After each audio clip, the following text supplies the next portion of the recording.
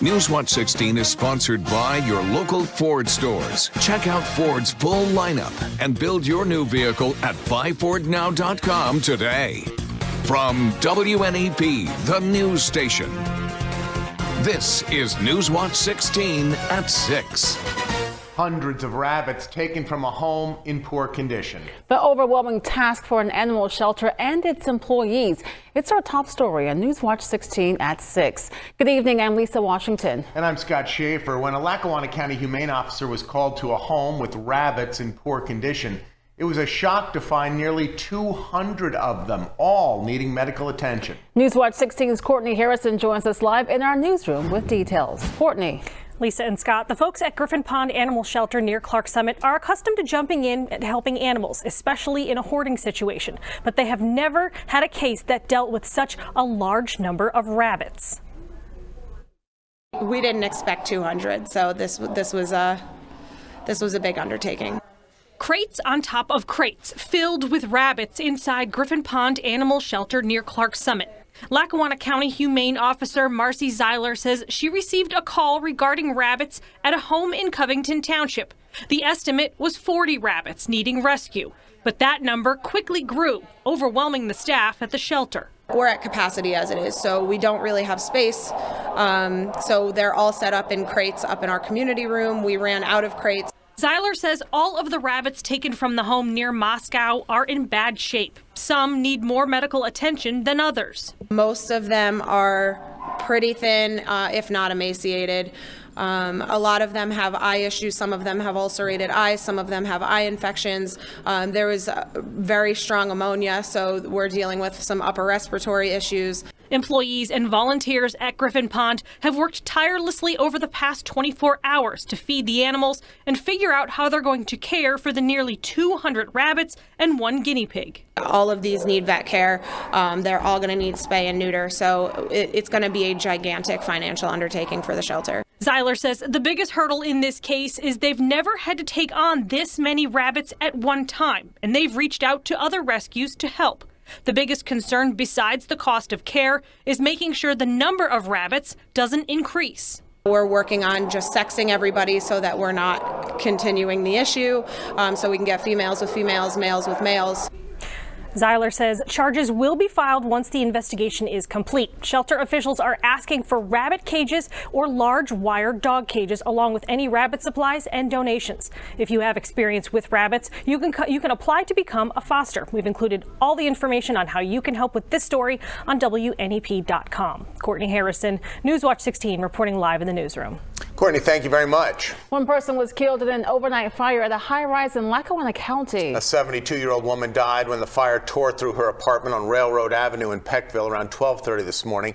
More than 60 people were removed from the building by first responders. Most were able to return by 11 a.m. A woman now faces criminal homicide charges after a fire in Luzerne County. Officials say Lisa Smalls admitted to setting this fire at an apartment complex in Kingston. Her husband, 74-year-old Wilbert Smalls, died from breathing in smoke. Smalls also faces arson charges in Luzerne County. Back in Lackawanna County, the Scranton School District has officially moved out of the financial recovery phase. Pennsylvania's acting Secretary of Education signed off on the move today. The Scranton School District is only the second Pennsylvania school district to be released from recovery. District officials say hard decisions were made along the way to get the district's budget back on track. We have fixed up some of our buildings, and we continue to do that, but we're in much better shape with our buildings being safe and healthy. And now the focus needs to remain on why we're here. The Scranton School District is now in the monitoring phase, meaning the state gives control back to administrators and the school board, but officials say there is still more work to be done. Tonight's county council meeting in Luzerne County could be the catalyst for change in how its government is run. A key vote is set to be considered tonight. Newswatch 16's Chelsea Strew breaks it down for us. Luzerne County is one of 7 counties in the state that is incorporated under a home rule charter, meaning the residents of the county can make decisions at the ballot box about how they are governed. 12 years ago, people in Luzerne County voted to adopt a new charter to go from a commissioner form of government to what it has now, a county manager and 11 council members. The big thing between the commissioner form of government and the current form of government under home rule is the commissioners were the head of both the executive and the legislative branches of government.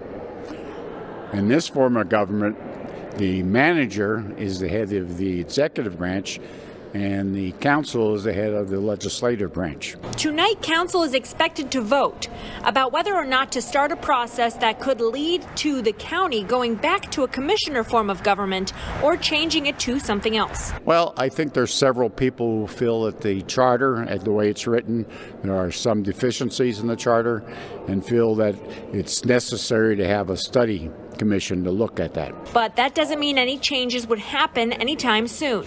Several votes by both council and by county residents have to take place before that would happen. First, tonight, a member of council will introduce the idea of adopting a study commission ordinance. Who looks at the form of government that's in place, and they're able to write a form of government that they think is better. If 4 out of the 11 council members are in favor of the introduction, then an official council vote will take place on January 24th. That vote is step 2, where a majority vote by council would lead to the inclusion of a question on the May primary ballot to ask voters if they think a study should be done to look into changing the county's government. And if it gets support, if it receives more than the majority, then of course there would become a law that would go forward. And the next step would be you have to decide on the membership. Third step is for 5 residents of Luzerne County to run for positions on that study commission. An election for that would take place in November's general election. The fourth step would be for those 5 members to propose a new charter or governing system for the county.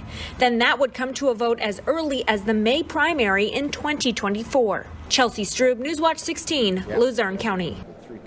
Well, it is time for change in Stroudsburg, maybe a little more pocket change than you're used to. Folks are paying more at the meter. We'll review the new rates for the new year here on Newswatch 16 at 6. Plus the updated timetable for this road closure. Drivers here, you better get used to that detour. But first, Chief Meteorologist Kurt Aaron in the backyard. Yeah, we had a little rain, a little drizzle here in the backyard, a couple of flurries as well, nothing major. We're going to talk about a forecast that includes some measurable rainfall and then some colder air behind that. Details on the way. Stay with us. You're watching Newswatch 16 at 6 o'clock, and we are proud to serve Lewisburg and everyone who lives in Union County. Beautiful shot there of the bridge. We'll be right back.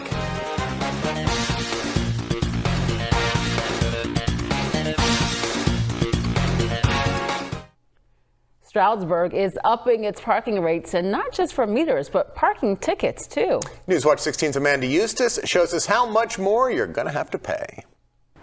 Max Kubiak is used to paying the parking meter here on Main Street in Stroudsburg when he goes to the gym. But today was the first day he had to go back in his wallet to pull out more change. And it's not because he was working out longer than usual. Didn't quite go as far as usual. I think it's about half off now, so instead of 30 minutes it was 15, so just popped a couple more in. Kubiak, like many, has been doing a double take when it comes to putting money in the meter. The borough is upping its parking rates, and not just for meters, but parking tickets too. The fine if you forget to pay the meter is $30. That's up $10 from last year. Honestly, we need more money for our budget. And instead of raising property taxes, this is a way to make it more fair so more people actually paid in the income.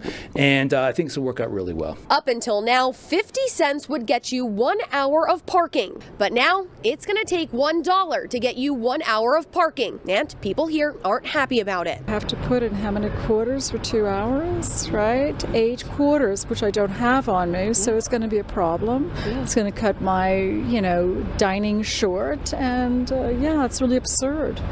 Really absurd. Discourages people from coming into town, that's for sure. Lawrence Kopp is the borough manager. He says money from the new parking rates will go right back into the borough, helping with projects like repaving the streets. It's about 40% of our properties are rental properties in the borough, plus all of the people who come in to shop or visitors. So they're going to help pay for the services that before it was basically carried on the back of the taxpayers. Kopp estimates overall the borough will be looking at a $500,000 increase in income for borough services. All parking meters will be updated starting next week. Amanda Eustace, Newswatch 16, Monroe County.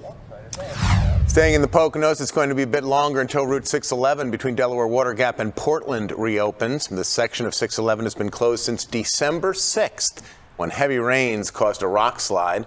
Officials say construction to secure loose rocks will take at least 6 more months. In the meantime, detours will continue here in Monroe County. It is a fight to keep the doors open at Camp Trexler in Monroe County. More than 24 campers and camp leaders came out today to show their love for the camp in Polk Township. That's getting ready to close its doors. Back in March, the Mincy Trails Council of the Boy Scouts announced plans to sell the camp to help fund a multi-billion-dollar settlement involving thousands of sex abuse claims. But that wasn't everyone's experience at Camp Trexler.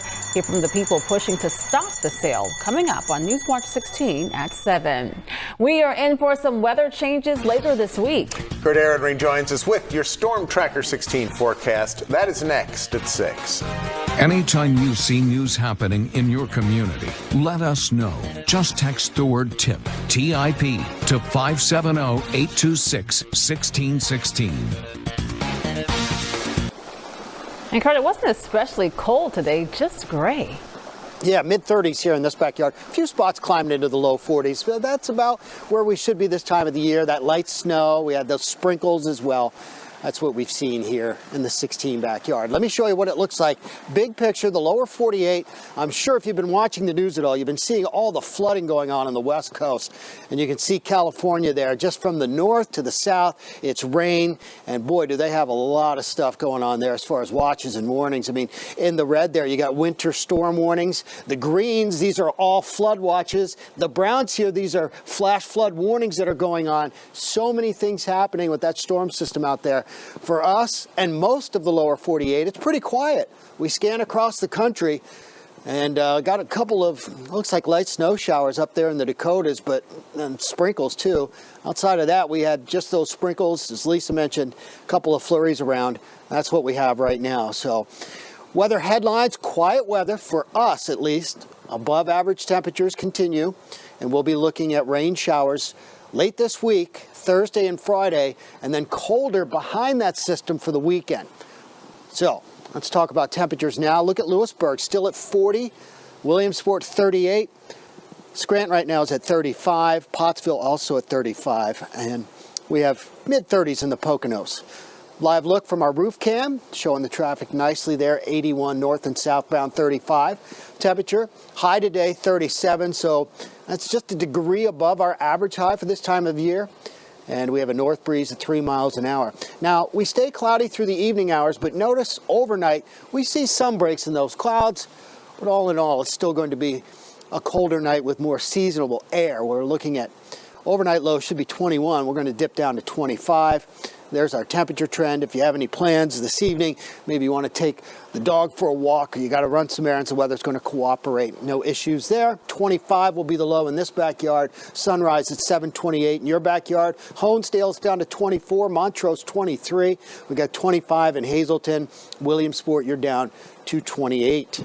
And then tomorrow, after that partly cloudy start, more clouds move in during the day, unfortunately. So we may get a little morning sunshine, but then those clouds quickly take over once again. Then Wednesday night into early Thursday, they try and clear out, as you can see here, but watch what happens. There's that system coming up from the southwest. That's going to bring us more clouds for Thursday and the possibility for showers. It looks like it'll be mostly rain out of this. There's temperatures for tomorrow. Wednesday's highs, as I mentioned, just a little bit above average. We'll be in the low 40s tomorrow. 40 there in Stroudsburg. Mountaintop, Freeland, you'll be in the mid and upper 30s. Southern tier and out in central Pennsylvania, likely in the low 40s for places like Mifflinburg and in Williamsport. Now, rain chances, they go up again on Thursday into Friday, and then they flatline once again for the weekend. Here comes that next system right here.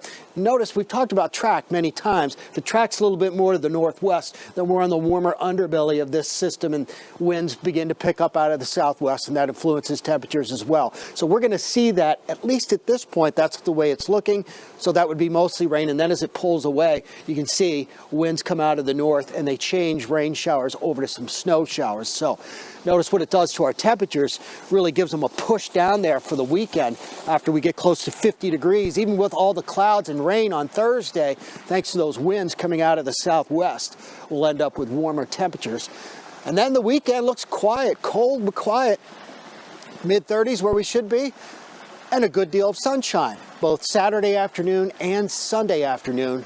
And the weather looks quiet the first couple days of next week as well. So cold but quiet, I'll take it. We will too. Yeah, thanks, Kurt. Yep.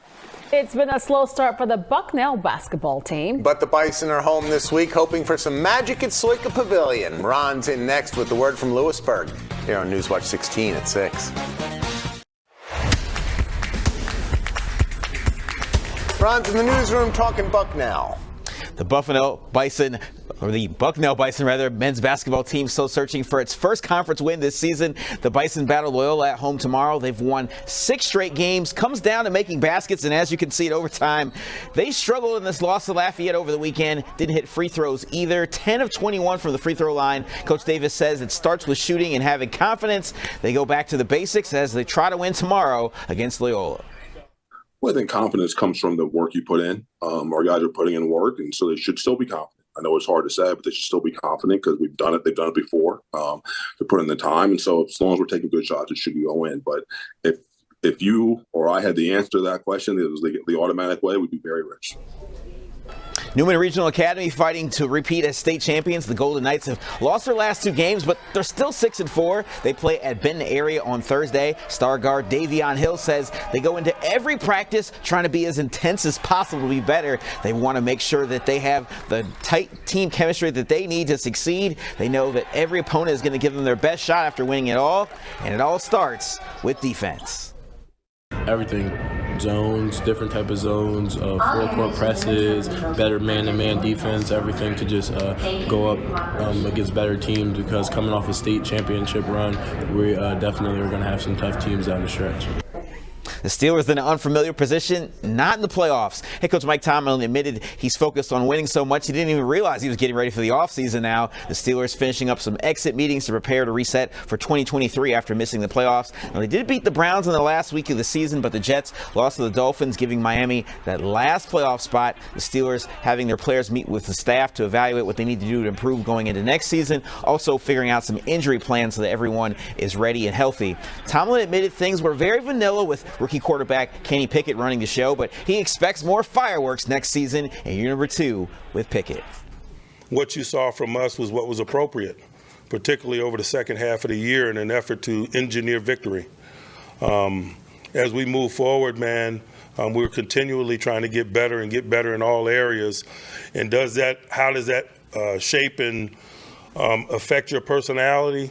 It does. It does in all 3 phases. It does individually and in totality. But it's our job as coaches to do what's required to engineer victory.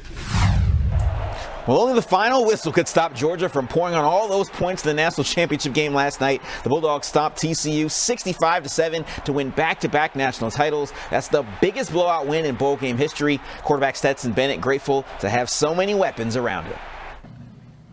I mean, you know, I've been with Monk for 3 years.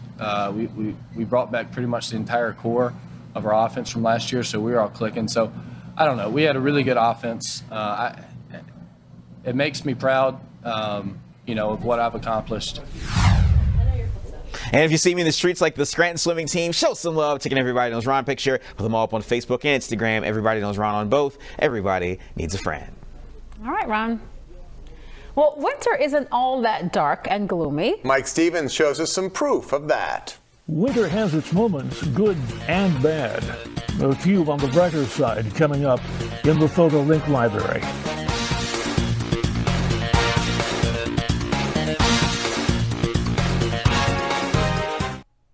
Finally at 6, we take a look at the better side of winter. Mike Stevens says there are a few scenes to be found in this visit to the Photo Link Library. From Jennifer Henning in Whitehaven, proof that there is something for us to look up to. Proof we can get some brightness even in the dark of night. True, it's not much, but judging by this Laura Dolly image from Williamsport, it's enough to get the locals talking. Of course, there are those who take a stern view of even these moments of lightness. This is from Eileen Chorba of Beach Lake. Well, to each his own. Tell the truth, winter's story is best told moment by moment. Seconds caught on camera, as here by Jessica Sable in the Poconos. A foggy January afternoon here from David Penunti in Whitehaven. What we find on the ice as here, spotted by Nancy Scherer in Stevens Township. What we find under the ice, for that matter, Carol Elliott of Mount Cobb found this scene. Or what we find while on a balmy 60-degree morning walk, as Kathy Moore saw in Rome. A lakeshore dappled with snow thanks to Derek Gleason in Lackawanna County. Winter's cold embrace seems loosened, at least for a moment. Jesse Hoffman suggests this scene at Bud Pond can do that. Even the familiar becomes different in winter's light, provided by the sun. This is the Watsontown Bridge, captured by Tammy Reepson. So we best take a look outside, near or far from us, to see what we find. Maybe a winter sunset, a moment caught by Christian Barlow, Pennsdale. A day that smacks of early spring here from Tim Crowley at Wallampaupack Creek. Each place we look, there is something to brighten the winter darkness. Good luck in your search. I'm Mike Stevens in the Photo Link Library.